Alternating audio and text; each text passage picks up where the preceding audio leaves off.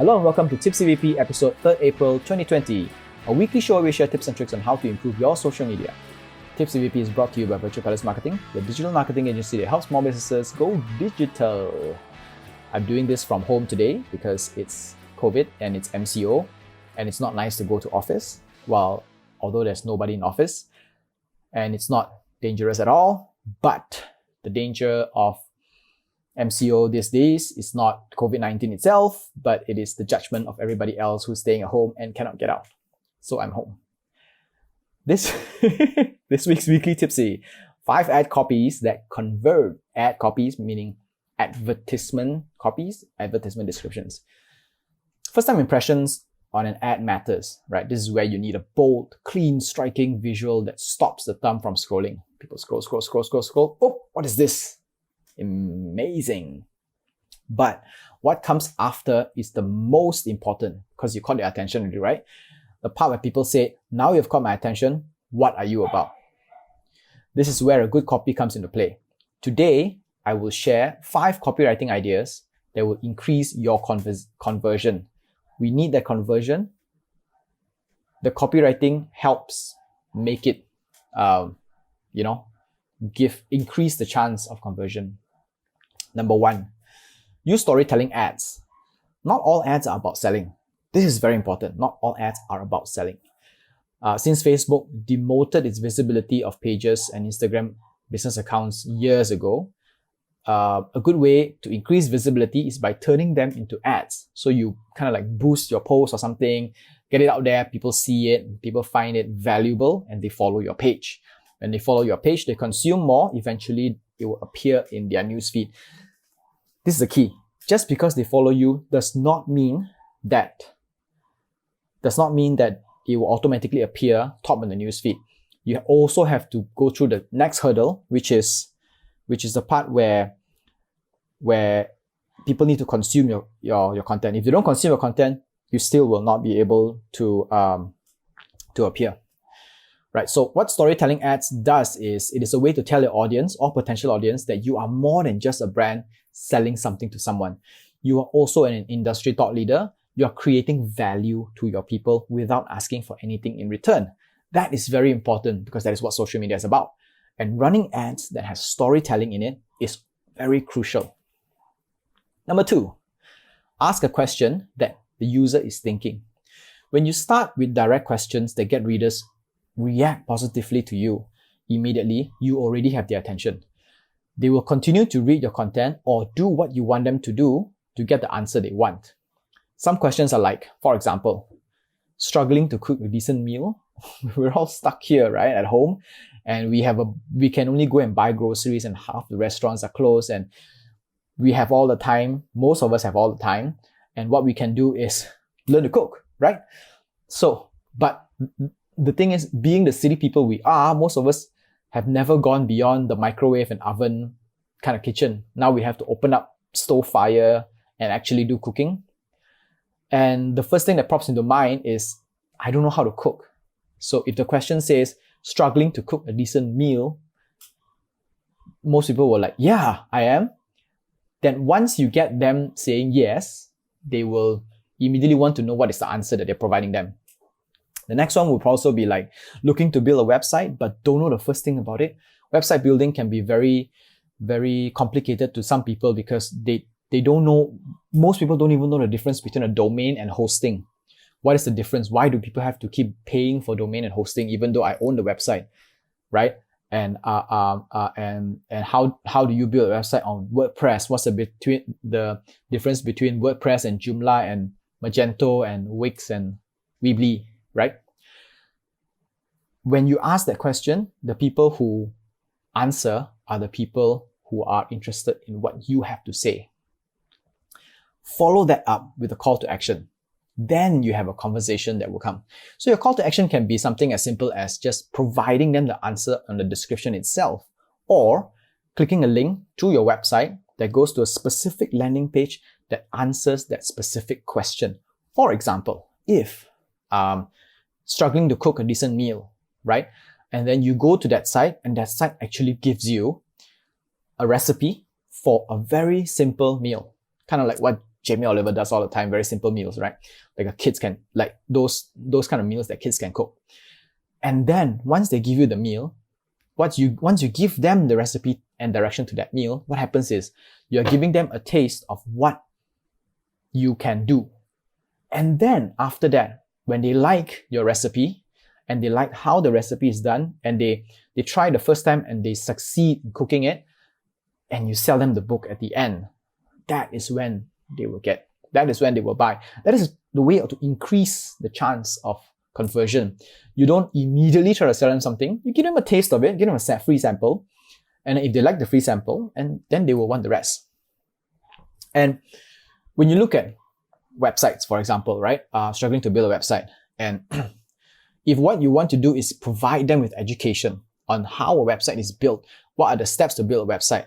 So you create a white paper that is very easy to understand. Bring them to the landing page. The white paper is there. Don't try to sell them anything first. Give them value. And then from there, when they still want it, they will contact you. Number 3, offer a discount.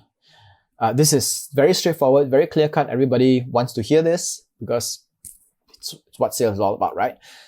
This only works, important thing, this only works if you have established a long-lasting relationship with your audience. If you don't have it, it's very difficult because nobody would, remember this, nobody would buy something they don't know from a person they never heard of or brand they never heard of. So you need to establish these two things first, the thing and the brand. The brand must be known and the thing must also be known. The brand must be trusted. If the brand is trusted, they can put whatever out and people will buy it, like Apple, right? If the thing is known in a sense that, let's say, if a golf club is a golf club, is a golf club. Like golf club is the one where you swing, not the club, as in the location. I'm overlooking a golf club. That's why the thing that first comes to mind.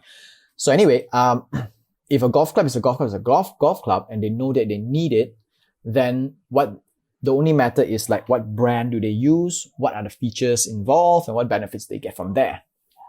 But if you're selling something they've never heard of, the problem is you need to educate them in two things. What is it? And why is it? Why must your brand be the one? So once you've established that, throw a limited time offer where they can claim by clicking the link on your website. Don't make your discount so low that it's not worth their time. Like 1 ringgit or 2 ringgit discount or 5% discount. But don't also make it too high that it eats your profit, right? There has to be a sweet spot there. Let's say, for example, your profit margin is probably, let's say your estimated profit margin is 30% or 40%, right? On retail, which means that you have to pay for retail. So assuming that you don't pay for retail, you cut it down to, let's say, if it's on 40, you give it 20%. So you take 20, they take 20. Everybody's happy. That's good. There's also the case where it has to be a limited time discount because the limited time part is the one that provides an urgency to commit. Evergreen offers usually do not convert as well. So you have to be like, the next 3 days, claim this, that kind of stuff. That works. Number 4, social proof. This is where we make use of the content we compiled from past customers to increase trust in our brand among new customers. Social proofs are like quotes, testimonials from past customers. They will actually help you boost your brand value. Social proof is useful because consumers do not always fully trust the brands that they say, because brands, we can say whatever we want and people will only believe like up to this much. In order to get all the way to the top, you need to bring in your past customers to tell their success stories, to tell their, how much they like, all this kind of stuff. Then they would be like, okay, you know what? Someone like me has used it and love it, and therefore chances of it getting good is, so much better. Number 5, talk about benefits, not the features. This is a very, very classic thing that we always get wrong. When we work on a product or a service long enough, we like to rave about the features and additions that make our product better than competitors. From the perspective of competitors, they actually really don't care. So I always take a very classic example from Samsung versus Apple maybe 2-3 years ago. I mean, Samsung has caught up. They're already very The ads are very benefit focused right now, right? But 3-4 years ago, Samsung, Microsoft, a lot of all these ads, tech companies, tech products ads are very feature focused. Like what thing they have, how many gigabytes of RAM they have, and what kind of technology they have, and all this kind of stuff. But Apple brings in something. Nobody cares how many gigabytes of something they have. All it cares about is fast. Nobody cares about how many megapixel the cameras have. All they care about is it takes awesome pictures. These are the most expensive thing. These are the most important thing. It's not about the features, it's not about the numbers, it's about the benefits. Apple focused a lot on the benefits, and that was what made them the better choice. And now competitors are starting to focus on benefits as well instead of features. So we don't really care about how many. Of course, we don't talk about the Samsung's S20 Ultra, because that is like stretching their legs kind of thing. But in any case, most of the time, benefits are the ones that capture the attention of customers, not the features. They care.